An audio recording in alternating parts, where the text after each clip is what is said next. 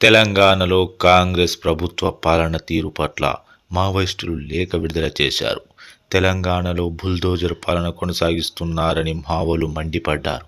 తెలంగాణలో కాంగ్రెస్ అధికారంలోకి వచ్చి ఏడాది గడుస్తోందని, కానీ ప్రజలకు ఇచ్చిన హామీలను తుంగలో తొక్కి కార్పొరేట్ల ప్రయోజనాల కోసం మాత్రం దూకుడుగా పనిచేస్తోందని మావోయిస్టు పార్టీ విమర్శించింది. మావోయిస్టు పార్టీ తన లేఖలో హైడ్రా, మూసీ సుందరీకరణ అంశాలను ఇటీవలి కొడంగల్ నియోజకవర్గం లగచర్లలో జరిగిన కూడా ప్రస్తావించింది. ఈ మేరకు మావోయిస్టు పార్టీ అధికార ప్రతినిధి జగన్ పేరిట లేఖ విడుదలైంది. లగచర్లలో ఫార్మా సిటీని నిర్మించి ప్రకృతి వనరులతో పాటు రైతుల పంట భూములను కొల్లగొట్టడానికి పథకం పన్నారని ఆరోపించారు. భూములు కోల్పోతున్న రైతులు జీవన్మరణ పోరాటంలో భాగంగా మిలిటెంట్ ఉద్యమం చేపట్టారని వెల్లడించారు.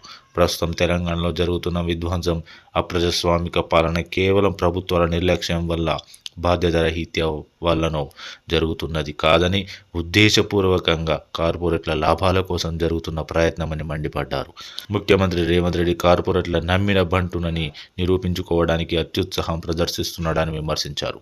కార్పొరేట్ల పెట్టుబడులలో వాటా, భారీ మొత్తంలో కమిషన్లు పొందుతున్నాడని ఆరోపించారు. ప్రజలు అనాగరిక బుల్డోజర్ దాడులను వ్యతిరేకించాలని, దామగుండంలో రాడార్ స్టేషన్ను, లగచర్లలో ఫార్మా సిటీని వ్యతిరేకించాలని, ఈ క్రమంలో వీరోచిత మిలిటెంట్ ఉద్యమాలు చేపట్టాలని తమ లేఖలో పిలుపునిచ్చారు.